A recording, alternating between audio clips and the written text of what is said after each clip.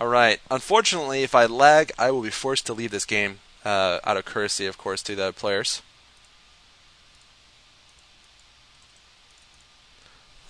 Let's see if I remember where I can put this, guys. I'll put him over here.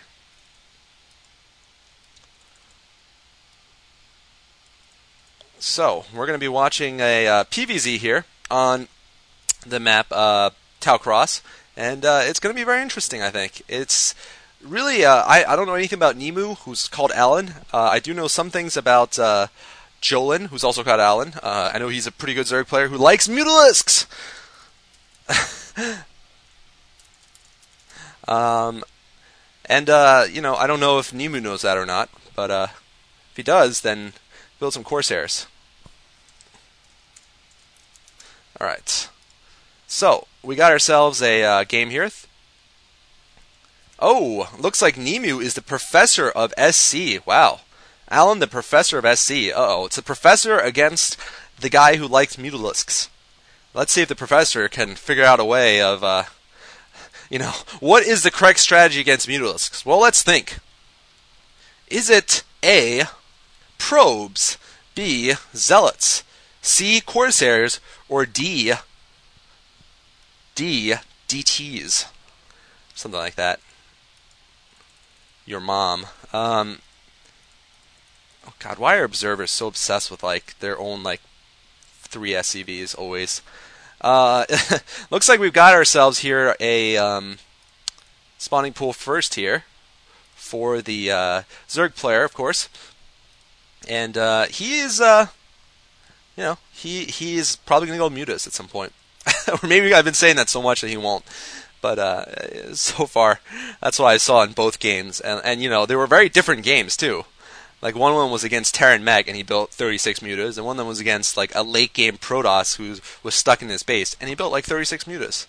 So he's a big fan of that. We've got a Forge Fast expand here coming down for Nimue, and looks like we got ourselves. This looks like 1, 2, 3, 4, 5, 6, 7, 8, 9, 10, 11. Looked like some kind of overpool. Yeah, it's an overpool of sorts. He is going to scout.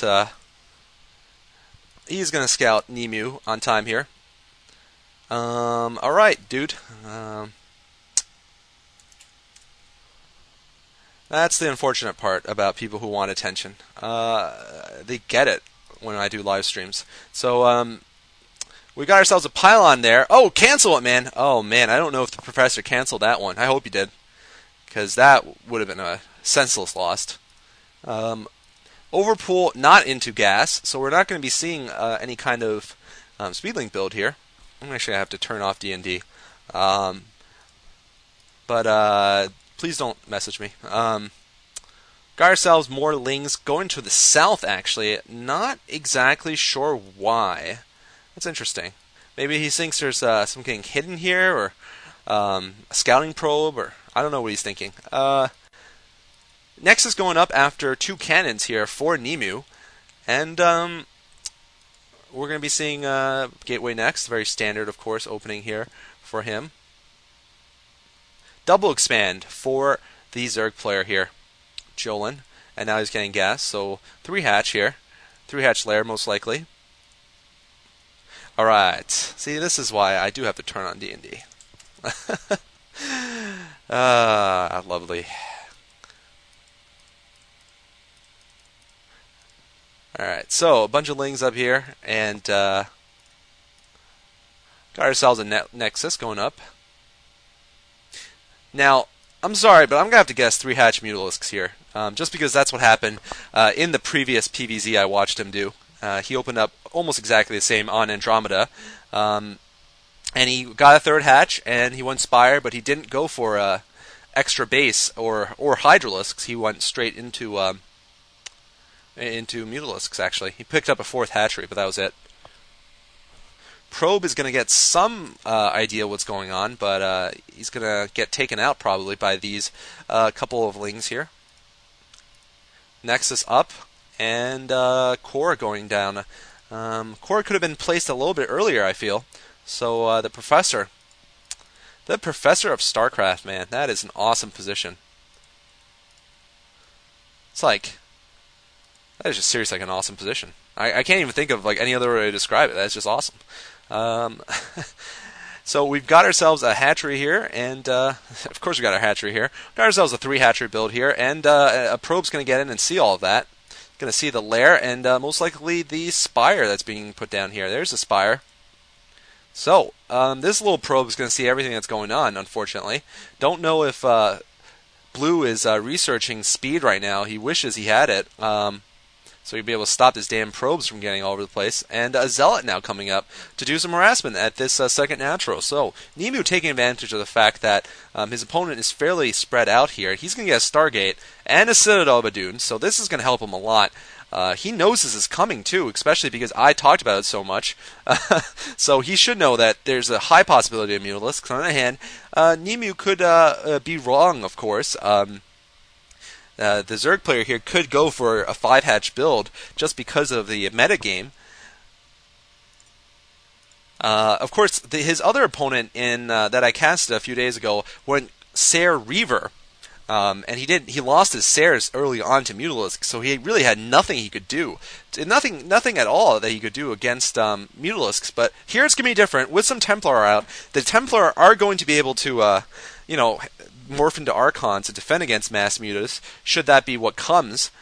It looks like another hatchery going down, so there's the 4th hatch, but no second gas, so this means most likely we're not going to see mass mutas. After all, it is going to be the 5-hatch build, so he is mixing it up here. I like that.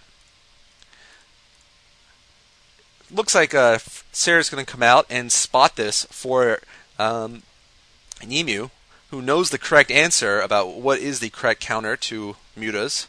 That is Corsair. Although for reach, it's Zealots, of course. Zealots with the special upgrade that allows them to jump. It comes after legs. It's just manly legs. It's called reach quadriceps. They allow them to jump in the air and smack Mutalisks. In exchange, when they fall on the ground, they take some damage. But that's what manlots have to do. Oh, boom! Boom, headshot. Goes the Corsair there. I gotta say, that was a pretty smooth move there from Jolin. Now, it's unfortunate we didn't get to see Jolin play in the first 4 games. I think, honestly, he's starting off pretty solid here. I'm kind of curious why they didn't start him in games 1, 2, or 4. Could have possibly won one of them for them. Especially, from his performance in the semifinals. I'm just a little surprised, actually. Alright, well, a couple of Scourge out, and we should be seeing some sort of Hydra tech here. Obviously, we can't see what it is, because this is not a replay. But it could be either mass Hydras with upgrades, or a couple of Lurkers. That would be the 2 choices here. I would like mass Hydras better. Although, I generally go mass Lurkers, because I suck. And so, frankly, it's easier to go mass Lurkers and defend and expand than it is to control a large body of Hydras against a toss with Storm. But I do know that tactically speaking, the better strategy is to go for mass Hydras, unless there's something else special going on, like crazy Zealots or something like that. Alright, anyway, we are going to get some speed upgraded Zealots into this natural expansion. This is a good timing attack from the toss, and he's going to be greeted, though, with a huge buttload of upgraded Hydras, and that is going to take care of this attack perfectly. So, that does not work at all. It is indeed going to be Hydras first here for Jolin. And Jolin's got this build down very well here. He's probably getting +1 range at his evolution chamber. It looks like he's got a very good idea of what's going on. He's also got some Lings here, going to spot this attempt to expand. He might even shut this down, in fact, with the Hydras now flowing over there. I don't know how long it's going to be before that Forge manages to get that +1, but no, it looks like he doesn't have enough Hydras, actually. These speedlots are going to chase him away. No +1 yet for him either. And meanwhile, the first Templar are out. Probably going to have Storm fairly soon. Meanwhile, though, these Hydras are just fighting the seesaw battle here in the middle. Now they're the ones on the offensive. Maybe they're going to be able to take out the new base that's trying to be made here by the toss player, by the professor. Uh-oh, DT's coming, though. These DTs are going to stop this attack cold, I feel. He, I think, knows there's DTs, but he's going to try to ignore it. However, those DTs, I think, just do too much damage for him to ignore it. Nah, he's got to run here. He really does. He's just going to take way too heavy casualties. No, he's actually not running. He might just go to snipe this Nexus. Is he going to? I don't know. He's bringing a speed upgrade Overlord, so he does have speed, so he has gotten his build completely down. And these DTs could go down right now. They might be walking into a trap. No, it looks like Nimue manages to back them off in time. However, with the Overlord there, they still might be able to take down this new base. It looks like there's also a drone somewhere. There's a drone thinking about picking up a fourth base for the Zerg. And meanwhile, his line of reinforcement has been cut, though, by Nimue. Nimue playing very smartly there, knowing there's possibly some rallies or just some right-clicking going on. Muta's out, though. There we go. There's his favorite unit, the Muta guy. Gonna get some Mutas. And in fact, this is great timing for the Mutas. There's really nothing in the way of anti-air. I don't see any Corsairs. The one Corsair I saw got scourged. And this is just very smart tech switch, I gotta say. He's gonna be able to pick off High Templar, too, with these Mutas, and if Nimue tries to go Archons in him, he's not going to have Storms for the Hydra. So, I mean, this is the beauty of mid-game Zerg, if you can pull this off well, which it seems like Jolin can. Jolin now going in. There's a lot of cannons, though. He needs to pick off these High Templar. These High Templar are going to just be able to rip him apart if he doesn't pick them off. Oh, no, he's flying the Mutas through. His Mutas are going to get there. One down. Is he going to get all 5 of them? He could, in fact, get all 5. No, he's going to just retreat there. It looks like I heard an Archon being morphed. It looks like he might be able to take down this base. There's only one High Templar left, and he will be able to take down the third before it gets a chance to mine. So right now, I gotta say, Jolin's taking a huge lead this game. I am very surprised that Jolin wasn't played in the first 3 games, to be absolutely honest. I'll make sure of that, actually. He wasn't played. No, he wasn't played in the first 3 games. I'm just surprised for UT. So, you know, right now he is kicking some serious ass here against the Professor. The Professor right now is going to have to be looking for answers, going to have to look over his notes, see what to do in this situation, and the answer is call Reach and borrow some of his units, because you're going to need them. I have no idea what happened to the Archon, by the way. I wasn't paying attention, to be honest. He's getting double upgrades. I believe +1 should be done. There it is.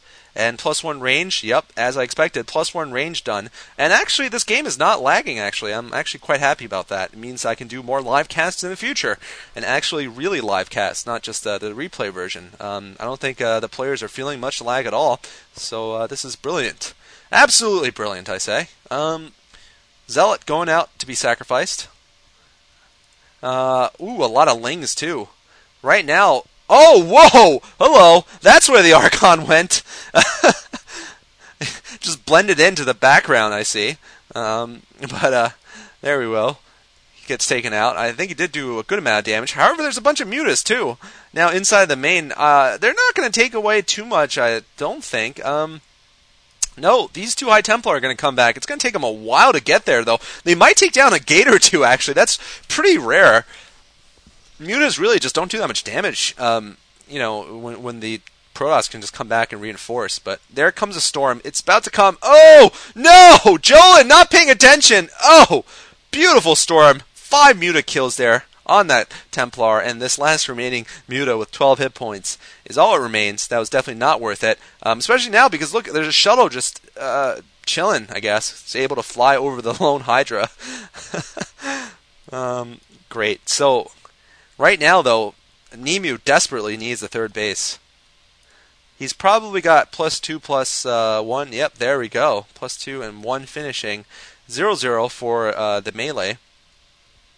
But we're going to see a hive now. And this hive is going to be very critical, I think. Oh, no, a storm drop also, or what? I don't even know. I got to go and ally one of these dudes. So I can be cruel like the Koreans. So red is now the minimap color for... the color for what is his face? One of the Allens, Jolin, and yellow is gonna be the other dude. Nimue. Sorry, I'm getting a little bit tired here. He has observers out, and that's going to help him a lot against these lurkers. Could he manage to break out here? That would be insane if he manages to break out and win, but no. He gets crushed here. His attempt to come out and fight, getting utterly wrecked. And, right now, I got to say, things are not looking good for Nimue. Even though he did get some harassment off, even though there's still a High Templar left in the corner. What the heck? I have no idea why it's there. He's just chilling. These drones are pacifists. They just don't mind. They're like, we're going to die anyway. We might as well die now. But, 4 base here against 2. It doesn't even matter if he doesn't mind that much at that natural. Probably going to see a couple of upgrades coming up soon. Alright, finally, that High Templar dies.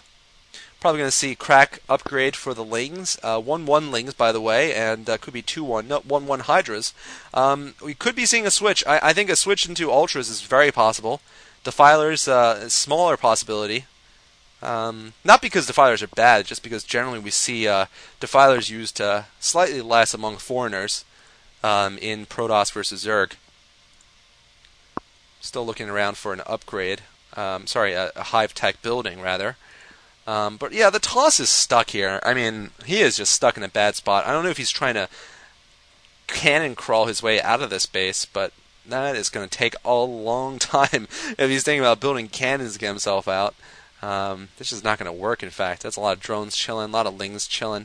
A lot of rally points going to nowhere here, but that's alright. And we are going to see Ultralisks as expected. Foreigners love Ultralisks. I love Ultralisks. It's the only way I keep my resources down. That's how bad I am. I do like saying how bad I am, but I won't play you guys either because I'm too busy. So busy with life. 9-to-5 job. It's more like a 9-to-7 job these days, and a couple other things. Going back to school eventually, and yeah. So we got a bunch of units here for the Toss, and they're doing nothing. Meanwhile, the Zerg is probably near maxed, picking up a 5th. And, oh, sorry, I missed that High Templar, which got dropped. It didn't get any kills just yet. Zealot got dropped also, but it doesn't do anything either. Well, it doesn't do that much. It gets 2 drone kills on gas, which I guess is something. Sorry, it is getting late, and I don't know how the Koreans do it. I guess they just are constantly focused on the mini-map. Anyway, so we've got ourselves a big attack coming. This is the one chance for the Professor to move out, and Professor StarCraft knows right now, it is he is declining. His chances of winning are declining logarithmically as the game progresses, as he doesn't attack. And really, it is about to reach the point of no return here. It's just going to cave in very soon. The Professor knows this. He's got a chart in his mind. He knows right now it's the hump. He still has a decent chance of coming back, or not a complete failure, but if he doesn't manage to do it with this, it'll be all over for him. It'll just drop into the trough, and I'm sure he's mapped this out in his brain and on the Excel spreadsheet next to his StarCraft screen, because he is the Professor of StarCraft, like that guy, the professor of poker, the guy who, whatever his name is, the crazy guy with the, never mind. No, I'm thinking, I don't know. Phil Gordon is the, never mind. Alright, so anyway, we've got a huge number of Ultras here for Zerg, and a big attack, though, coming from Nimue. This is going to be a crazy attack. Multiple storms on the Ultras. The Lings are not here yet. He needs to get all of his forces before he loses all these hatches, and Nimue comes back in this game, and I don't know. It's going to be about whether he can move these forces in time. The hatcheries, one of the hatches goes down, the correct hatch for mining goes down, but no. The attack force, I don't think, has done enough damage. It is over for Nimue. Nimue has taken out one hatch, one expansion at most, if you want to call it that even, and now the correct thing to do is to A-move the force in. Do it! Do it, man. Do it. Just A-move.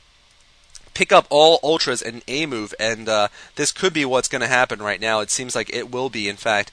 These Ultras at 2-2, probably going to get to 4-2 soon. They're going to just overrun Nimue. Nimue, who has no chance at this point. He's lost all of his storm capability also, and against these Ultras. GG! It's just not going to work. GG, coming from the professor, Jolin, winning another moral victory. He wins the Battle of the Allens between him and the other Allen dude. GG, coming from Nimue, and I gotta say, another moral victory for UT. UT, unfortunately, didn't play Jolin, and I'm gonna ask him right now in a post-game interview why he wasn't played, and we'll see the answers.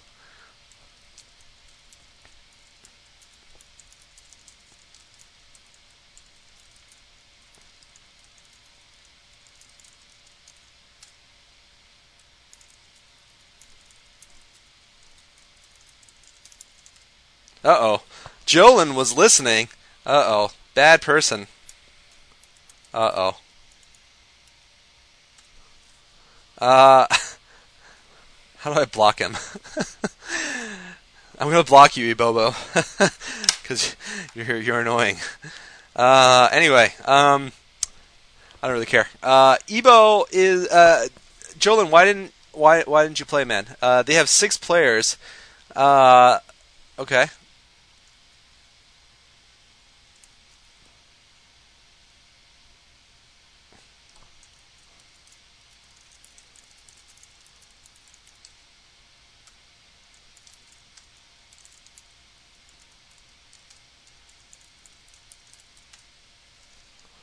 Yeah, seriously, UT with the moral victories, man, in Game 3 and in the exhibition match. Very nice. Very, very nice. Yeah, dude, Changsta, I have no idea how the hell you won that game, man. I don't know if you're listening, but that was sick. All right.